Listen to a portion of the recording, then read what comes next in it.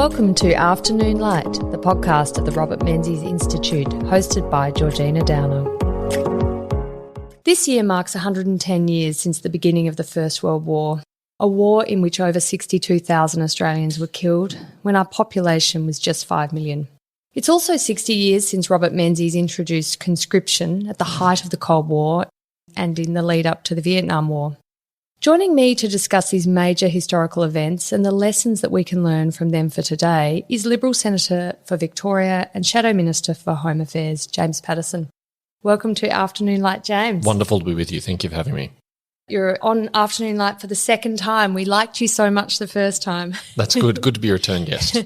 But you're here at the Robert Menzies Institute today to deliver Anzac Oration, which we're really looking forward to. And I have had a sneak peek, and I think it's going to be a very, very powerful address talking about such important periods in our history. I thought we might start with World War I. This was a catastrophic war for everyone involved. I mean, as I said before, Australia lost 62,000 people, and that was just who died. Over 150,000 people were wounded, and some of those injuries they were never able to recover from. And we talk about post-traumatic stress disorder these days, and that wasn't articulated clearly back then, but there was a traumatised population. In that early stage, as we were preparing to go to war in World War I, what was the level of preparation for a country like Australia, which was so very young? Well, the history of Australia's involvement in most of the wars which we've joined is that we're very ill-equipped and ill-prepared for those wars, that we would have rather to be in a much stronger position than we were. The war at which that's the most understandable, perhaps, though, is the First World War. We were such a young nation. We'd only federated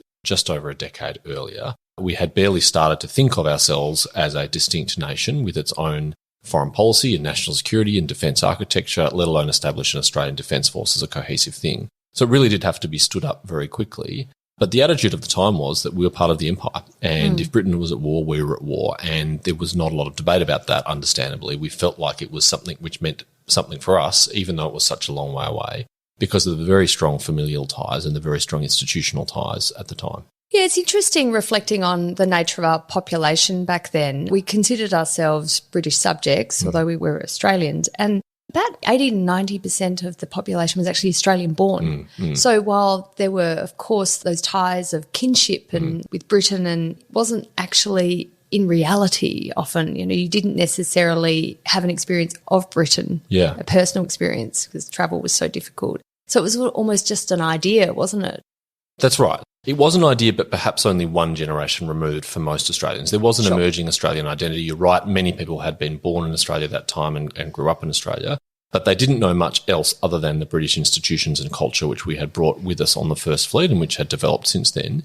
And this obviously was a pivotal event in further developing that distinctive Australian identity. The Anzac legend and the myth of the Anzacs is a pivotal moment in us understanding of ourselves as Australians uniquely from our British, our forefathers. So hundreds of thousands of Australians went to Europe to fight in the First World War. How was that managed? Was there a way in which Australians were organised into an AIF? That's exactly right. And so what was stood up in response to the war was the Australian Imperial Force. It became known as the first Australian Imperial Force because there was a subsequent one in a different era. But it was a very nascent entity. It had no history. There was very little military training that had happened. And Australians signed up voluntarily initially in enormous numbers. There was that sense of kinship and that sense of association with the war in Europe and a sense that we were part of it. But as time went on and as the war evolved, and particularly when the losses at the Somme became very evident, that had a depressing effect on the willingness of Australians to serve. The reality of war became more evident.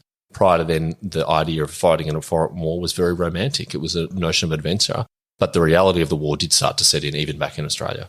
And because it then started to become quite hard to attract people to enlist in the AIF, we did start to have the conscription debates, which became just so divisive in Australia. I mean, I remember having discussions with some historians here at University of Melbourne. Joy DeMusi's one, who's done a lot of research on this conscription debate and what it did to Australia and actually what it did to the campus here at Melbourne Uni. And you think about cancel culture and deplatforming as recent phenomena, they were absolutely phenomenons in the early 20th century. Can you talk about what went on in those conscription debates? Because it's politically, but also in terms of our democracy, quite an extraordinary set of events.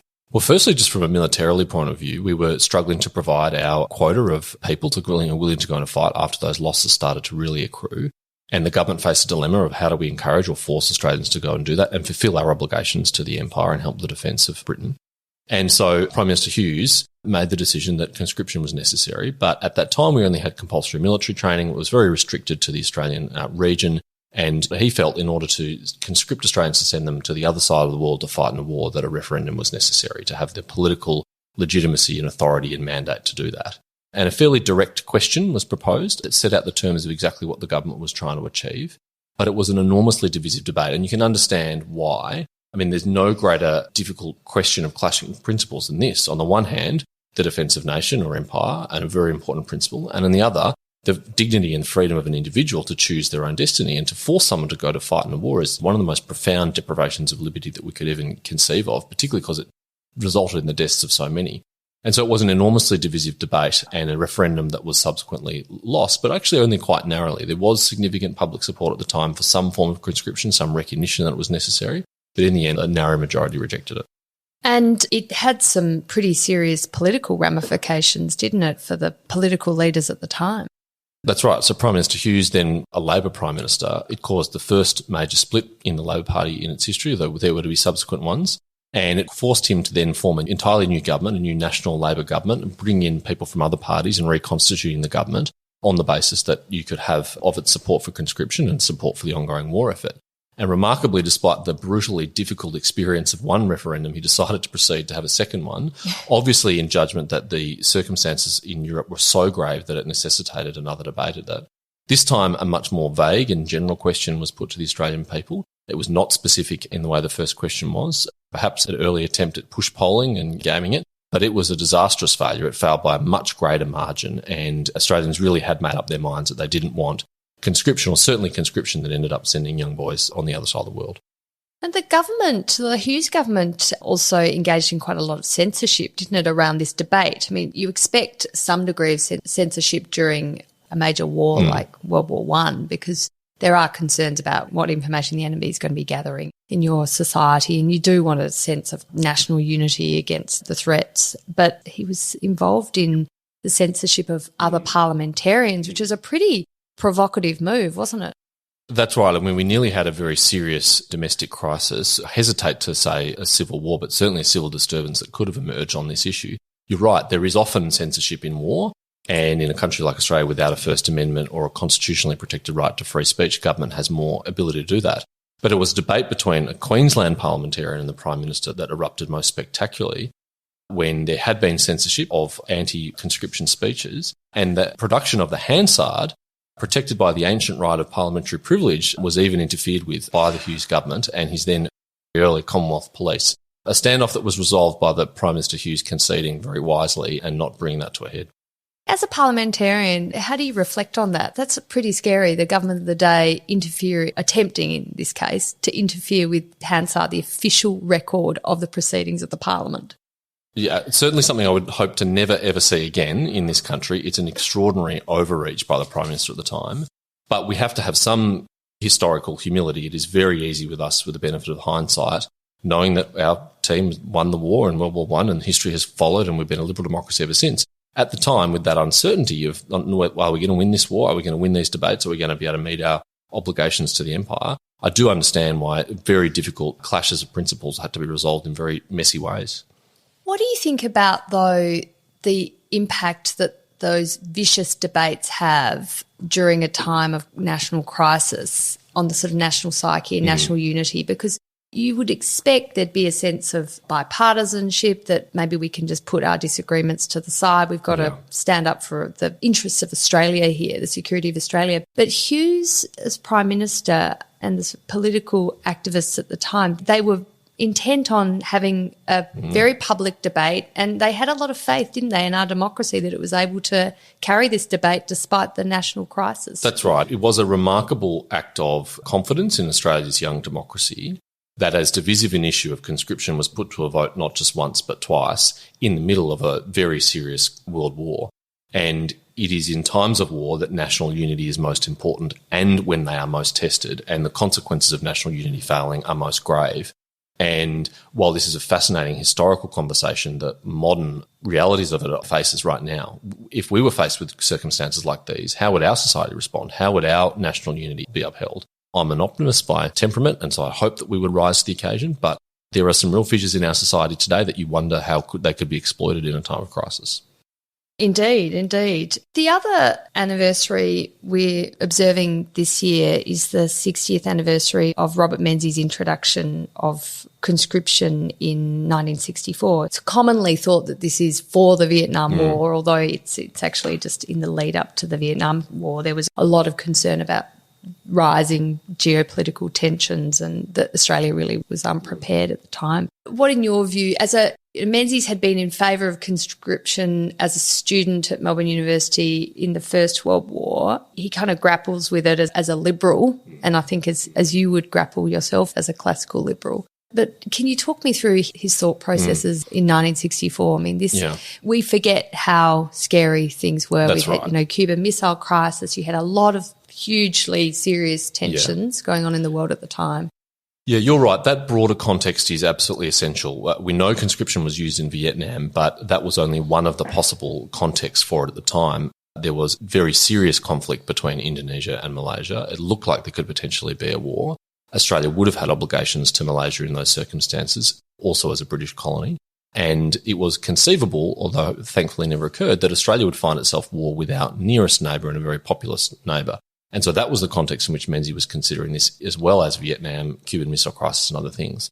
So he felt then in that era that it was the gravest threat to Australia's national security and its territorial integrity since the end of the war in the Pacific, where Imperial Japan obviously imposed that great risk. And he felt, even as a liberal, that the survival of the nation state was a higher order principle than just the freedom of the individual. And that's a really difficult call to make. I think I would fall today on the side of the free individual. I don't want to see anyone forced to defend their nation against their will, but I sure hope that we have enough volunteers to sign up so that we never have to contemplate something like that again. And we've got some difficult policy choices to make today to prevent us from ever having to rely on something so extreme as that. It's interesting, in 1964, initially the public was quite in favour of this policy, wasn't it? That's right. And I think the public was really gripped by the fever of the Cold War at that time. There'd been a whole series of disturbing events in the lead up to that, including the Royal Commission into Espionage, including the formation of ASIO and its successful operations, but the acknowledgement that Australia had been penetrated by Soviet spies, that we were vulnerable to global communism, and it was a existential and ideological battle at the time, which many in the West feared that we could lose. There was real pessimism in the 60s and then on to the 70s about our ability to prevail. And again, with the comfort of history, we can look back and say, well, it was all fine and we survived, but they didn't know that at the time. And perhaps because of the stands that they took in Korea and Vietnam and elsewhere, history was different. It's interesting when you look back at those Cold War military confrontations. I mean, the Vietnam War, of course, and Korean War, but there are actually a lot of sort of lower level commitments that the Menzies government made, Konfrontasi, Malayan Emergency and the like. And it's looking at the statecraft that was involved and the small commitments that were able to diffuse situations that could have become a full-blown, really, really serious war.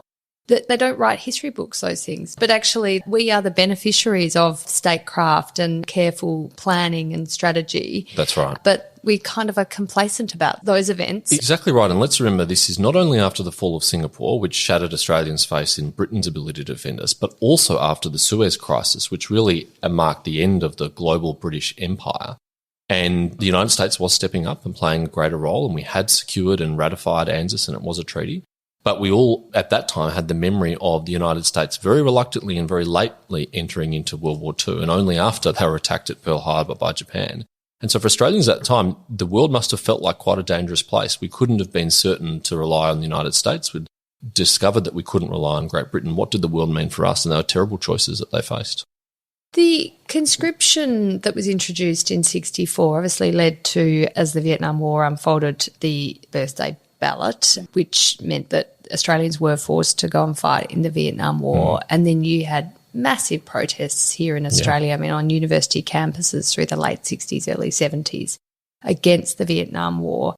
I mean, someone's described it as the cause of the greatest social and political dissent in Australia since the conscription referendums in the First World War. But the debates back then were hugely violent. Yeah. and society was massively divided. What do you think the legacy of those debates are for us today? Well, apart from the abrogation of individual liberty that conscription represents, one of the reasons why I'm so keen that we never return to that as a band-aid option today is because of the damage that it did to national unity and social cohesion. I mean, on those 3 occasions in the 20th century, we tested the bonds of Australian mateship and identity more than we ever should and ever would want to again. And it nearly came to breaking point. As you say, it was very violent, it was very divisive, it had a huge, profound political implications as well as social implications. And so that does impose quite a burden, I think, on modern political leaders. We should never want to go back to that. We should never want to test that again. Particularly would not want to test that in an age of social media, foreign interference, cyber-enabled espionage. They would be debates which foreign authoritarian powers would love to be able to weaken us through and divide us through.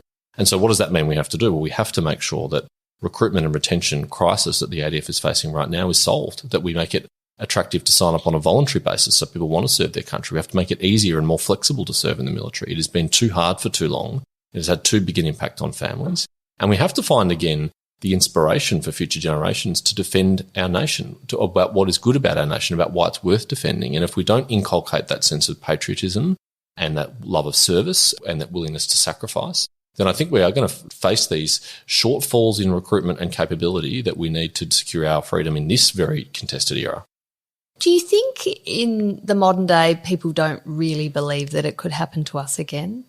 I do. I think we do have a pervasive set of complacency, and people are only very reluctantly and recently being shaken out of that complacency. I mean, when you have someone as mild-mannered and measured as Sir Angus Houston, a former Chief of Defence, who's in his 70s now, and he says, following conducting the Defence Strategic Review and seeing all the intelligence that's available to government, that in his view, this is the most dangerous time in Australia's history, that it's more dangerous than 1983, where the Soviet Union and the United States nearly went to war. It's more dangerous than the Cuban Missile Crisis. It's more dangerous than Vietnam or Korea. You have to go back to World War II and Imperial Japan to find a set of strategic circumstances that are as dangerous as they are today.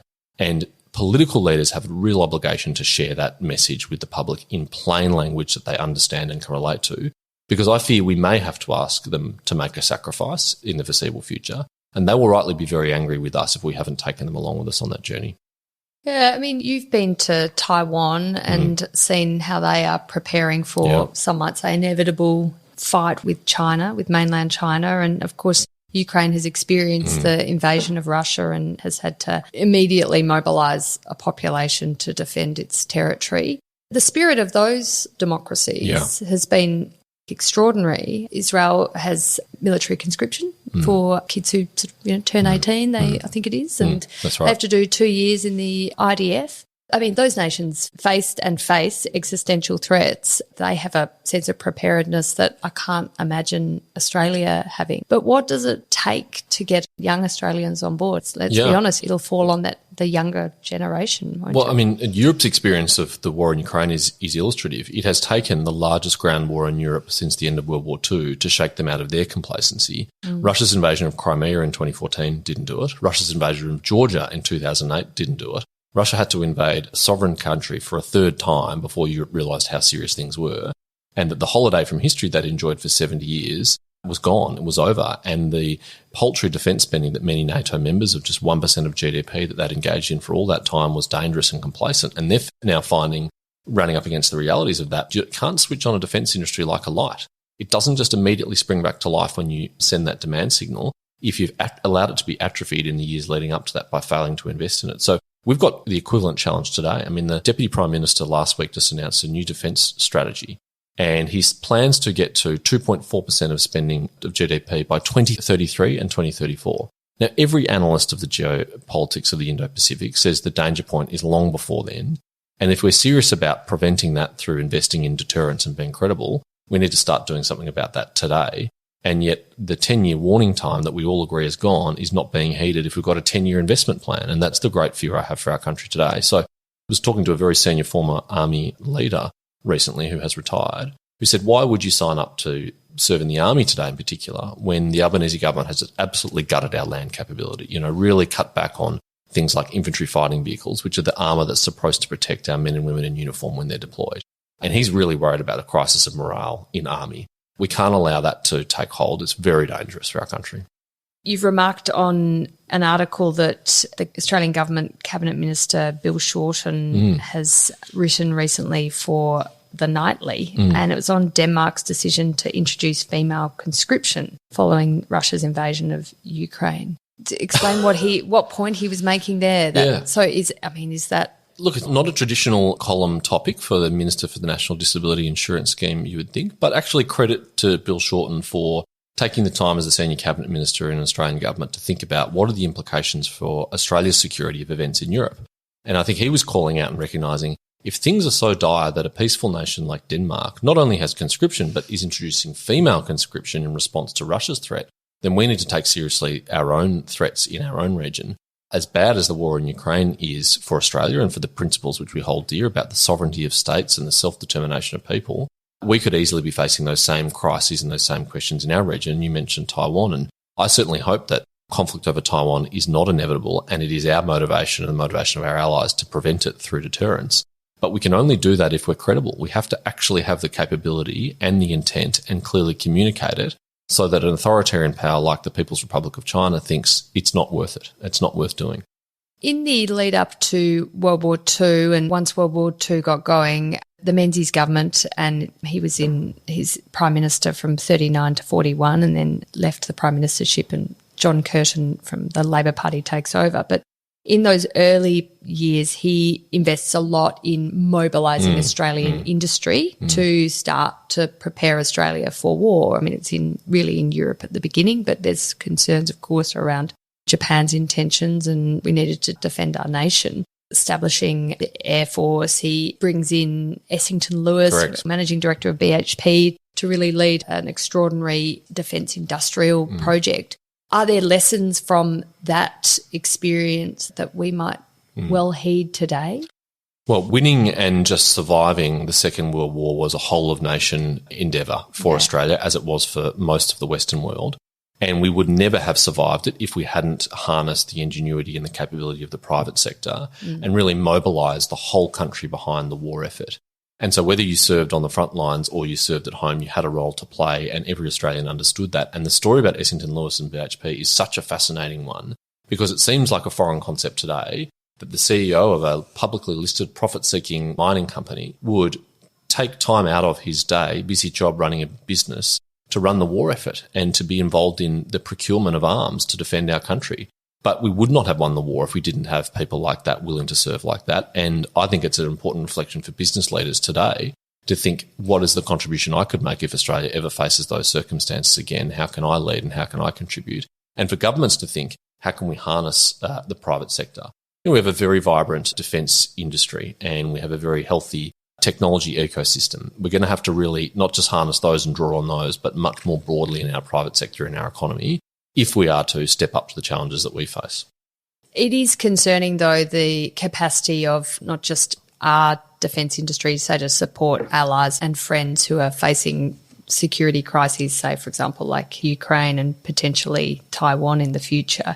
You look at the ability of Europe to support Ukraine and then what the support Russia, for example, has received from its allies like North Korea. I mean, how did we get to a situation where the European defence industrial complex and even the United States defence industrial complex is being put to shame by North Korea? Well, that's right. I mean, the most depressing statistic out of the Ukraine conflict of many is that North Korea has provided more artillery shells to Russia than all of Europe has provided to Ukraine. A hermit kingdom with a totally sclerotic economy and no international trade can produce more shells than the 450 million people of Europe who represent that industrial might of that continent. I mean, that is just such a lesson about how the ongoing neglect of your defence industry and your industrial capacity is really dangerous. And it's not a mistake I want to see our country made. But right now, we have spent the best part of 4 to 5 years talking about how one day we'll make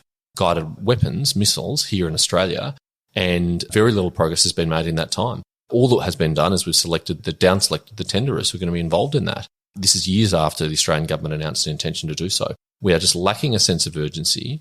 There is too much business as usual. And if we're ever going to be able to provide the arms that we need, the munitions that we need to defend ourselves, we're going to need some sovereign capability. And unless we get our act together, it's going to arrive far too late. But why no sense of urgency when the advice from, as you say, is it Chief Defence Force and intelligence agencies is so dire? It just seems to defy belief, doesn't it?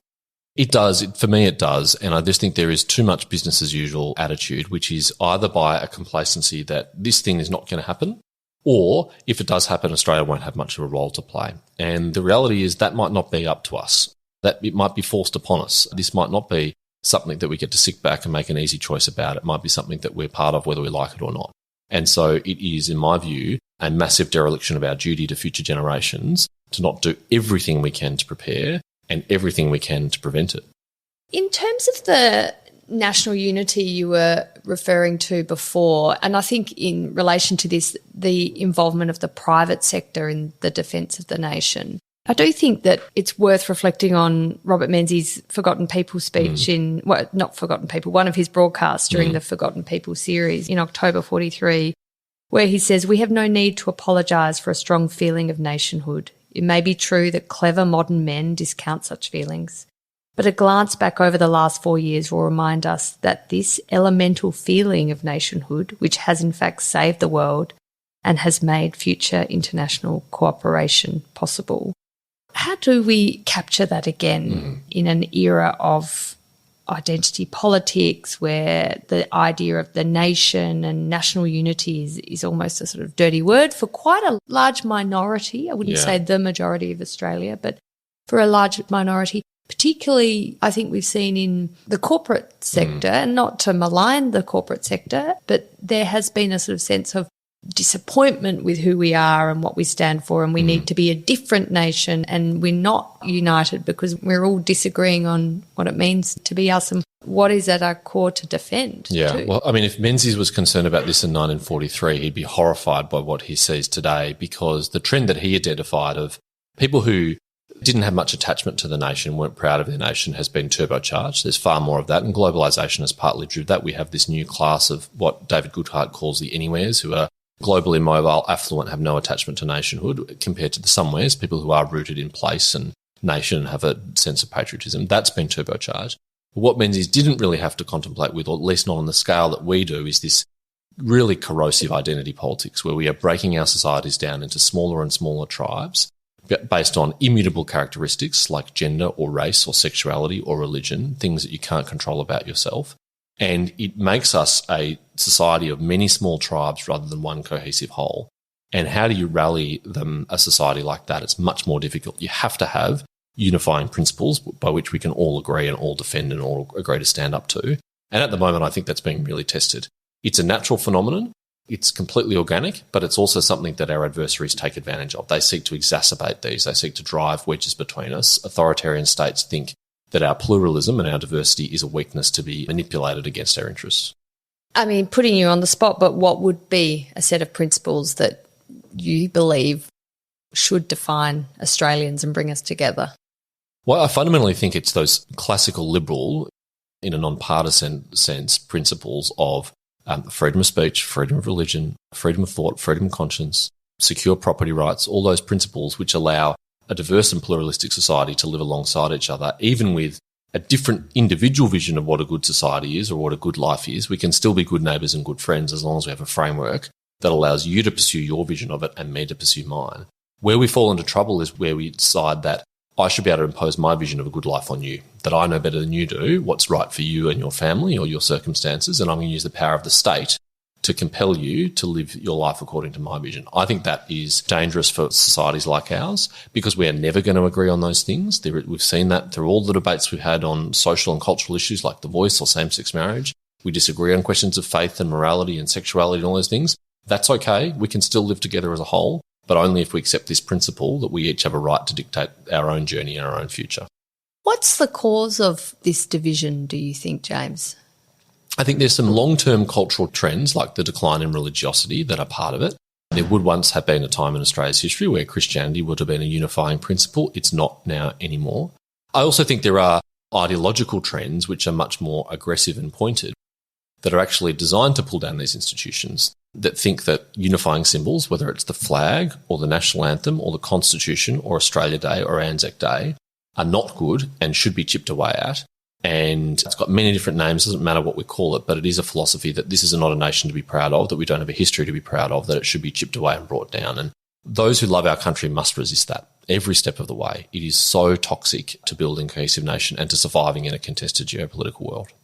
Why do you think it is that people find it so, and not everyone, but some people find it so difficult to look at history and the values of the past and not realise that that was then and this is now? And, you know, what, say, Robert Menzies was doing in 39, some of what he said won't age well. Of course not. You know, same with what Arthur Caldwell said about white Australia. I mean, you know, some of the things that people we can admire can also be terribly inappropriate and clash with modern day values. Yet there is a sense in, I think, amongst parts of our community that if you have any connection to those figures of the past or admire them, that any kind of association with those elements of our history condemns us all.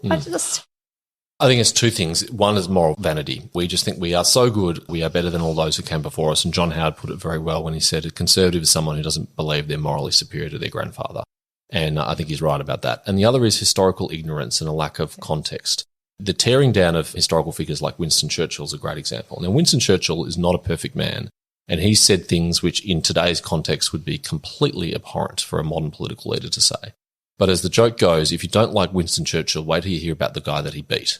I mean, really seriously, what's the historical context we're talking about here? Yeah. Winston Churchill was a flawed man who saved the Western world. And without him, we would be living in a world dominated by Nazi Germany and Imperial Japan. And we should never forget that context. Yes, very well said. You're Shadow Minister for Home Affairs. You have spoken a lot about concerns around foreign interference in Australia, which is, I think, something, again, we're probably all a little ignorant and naive about.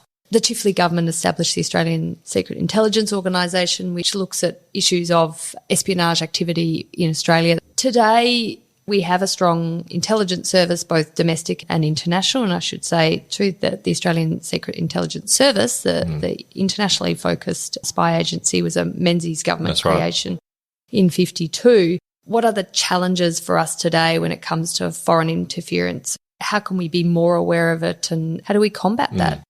Well, Mike Burgess, the current Director General of ASIO, has said foreign interference and espionage in Australia today is higher than it was even at the height of the Cold War. And it was an utterly That's hard dominant. To believe. I know. Well, let me explain why. Because, I mean, you think of all those John le Carré novels. That's right.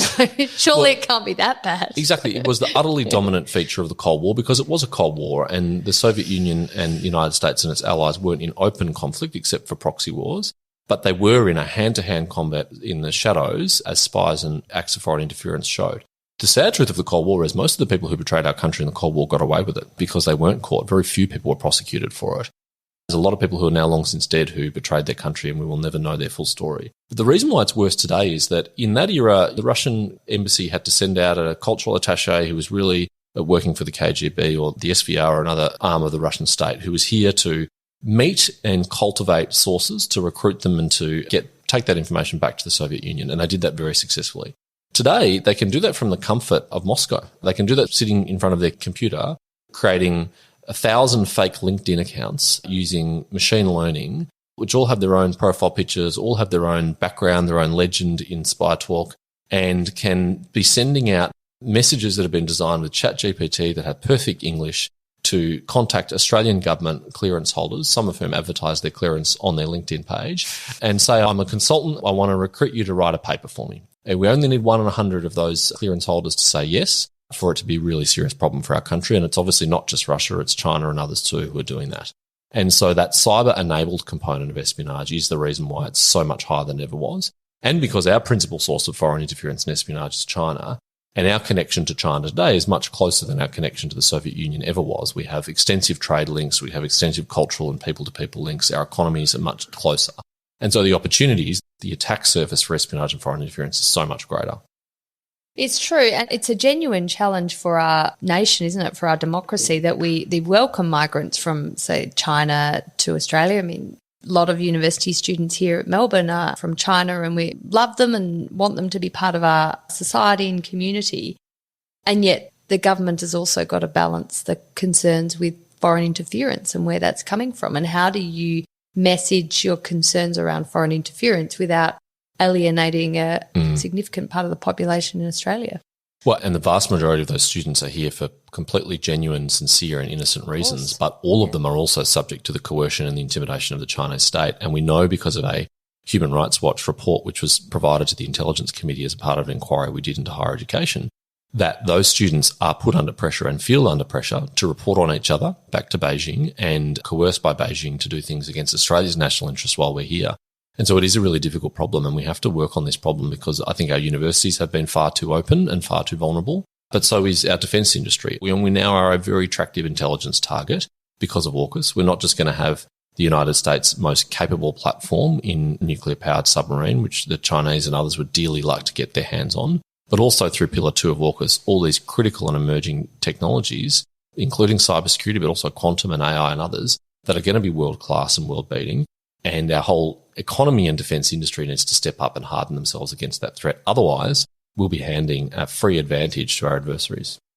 I thought I would end our discussion today on AUKUS. As I said before, 1951, Australia is signing ANZUS with the United States. It's incredibly important. I mean, it's the most important alliance commitment we have with another nation, and it frames our entire strategic posture. And as for the last 70 plus years, AUKUS is yet another, I guess, iteration of that. It has been lambasted, though, because of its huge cost around the nuclear submarines and the really extensive time periods we're looking at. It's so far off in the future. How do we make sure that AUKUS can deliver as a deterrent, because that's, of course, the ultimate ambition here, and actually be a commitment that has genuine positive security outcomes for Australia? I think great harm was done, Georgina, when the Albanese government announced publicly that the cost over a 30-year time frame of the nuclear-propelled submarines would be $368 billion. Firstly, because we never expressed the cost of anything in terms of 30 years. If we measured the cost of the NDIS over 30 years, it'd be about $3 trillion. And that puts into context the cost of AUKUS submarines. But it is a big number, and out of context for most Australians, it sounds like, wow, that's a lot. And particularly because there are going to be long lead times to this. That is just necessarily the case. But it was Peter Dutton's vision as Defence Minister that we would get Virginia-class submarines from the United States that are already in the water and operating as soon as in the next 5 years. And the Albanese government is seeking to implement that, along with building a new class of submarine with the British at the back end of the agreement. So actually, there are a lot of things happening in AUKUS in the short term. Fleet Base West is going to be the base in WA of UK and US submarines, which are going to be rotating through there as early as 2027. That's 3 years away. If we get our skates on and upgrade that and have that facility operating, we are going to have nuclear-powered submarines operating from Australian soil and sending a pretty strong deterrent message to anyone in our region who thinks that it'll take too long for a nuclear submarine to get to a site of conflict and they can get away with something. That'll cause doubt in their minds. But the sooner we get the Virginia-class submarines in the water, the better. The sooner we upgrade the Collins-class submarine, which actually is a very capable platform, but it does need to be extended. Its life of type extension was committed to by the previous government, and I hope this government follows through on that, is another capability. And one thing that the last government did, which is critically important, is the investment of Red Spice in the Australian Signals Directorate. And we publicly announced our intention to triple our offensive cyber capability in the Australian Signals Directorate. Now, it's unusual to publicly announce something like that, but the reason why we did so is that we wanted to put doubt in the minds of a potential future adversary that if they seek to do harm to us in the cyber realm, a modern part of battle, that we can do harm to them too, and it might cause them to have pause and have doubts about doing so. So actually we are doing things today already which contribute to that deterrence, but I agree, we've got a lot of work to do to bring much of that forward, and that's going to require financial commitment from this government. And the sad truth is that when Richard Marles goes to the Expenditure Review Committee of Cabinet and seeks funding for these things, he almost never walks away with $1 in his pocket. He walks away with nothing or even less than when he started. And until this government takes a more serious attitude to the urgent defence needs we have and is willing to spend the money now in this budget cycle, we're going to continue to have this challenge.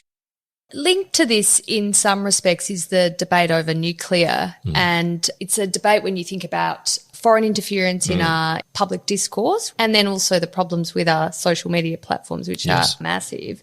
How does that debate unfold in Australia? Are we going to be mature enough to get to an outcome where we can have a domestic nuclear industry? I mean, not least for energy, but industry that supports the development of nuclear submarines, for example, in Australia, or is it just going to be too difficult? Well, it's bipartisan Australian policy right now that we should have what is effectively a small modular reactor go on a vessel that can go hundreds of metres under the sea with dozens of people on board, can circumnavigate the globe for months on end, and can launch a precision-guided missile at a target. Now, if Australia is capable of building that, running that and fielding that safely, having those in our harbours, then I think we can probably get a small modular reactor on the ground plugged into our electricity network to provide zero emissions, reliable, affordable baseload energy. And so I think the Australian public has moved along a long way in the last few years on this debate. I think it would have been harder to try, as John Howard flirted with in 2006, 2007, and other governments have looked at.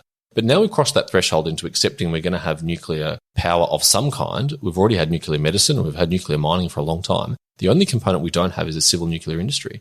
And when of the G20 nations, almost all of them either have it or are moving towards it, Australia starts to look like a real outlier. And I think people are up for that conversation, particularly young people. All the evidence shows that the people most open to nuclear power in Australia are young Australians because they understand it's being used around the world. They understand it's emissions free. They understand it's reliable. And it is modern technology, which is evolved so much from the Cold War era images that some previous generations are kind of weighed down by. And it will be those Cold War images, I'm sure, that will populate a scare campaign run by probably, let's be honest, the boomers. There will be boomers who are very passionately anti-nuclear. They want absolutely no nuclear energy in the world. And some of those images could be quite potent, especially if you have a foreign actor supporting some sort of campaign in Australia. I mean, we can speculate, but this will be, I think, a really, really big challenge for our democracy to get through this debate. I agree with you. And there is a group of people who say we can't have nuclear power today because of Chernobyl, which is obviously such a ridiculous thing. I mean, nuclear technology has evolved generations and generations since then. The Soviet Union, when they built Chernobyl, were also building Aeroflot planes that fell out of the sky all the time. But no one refused to get on an Airbus today because the Soviet Union couldn't build them in the 1960s and 70s. What we would build in Australia today would not look anything like Chernobyl. And we're a stable, safe, well-regulated country. It was secure geography. It is a totally different world that we'd be entering into. And I think most Australians are up for that rational adult conversation. Well, Senator Paterson, thank you so much for joining me once again on Afternoon Light. It's been an absolute delight, and I'm very much looking forward to your oration this evening. Thank you.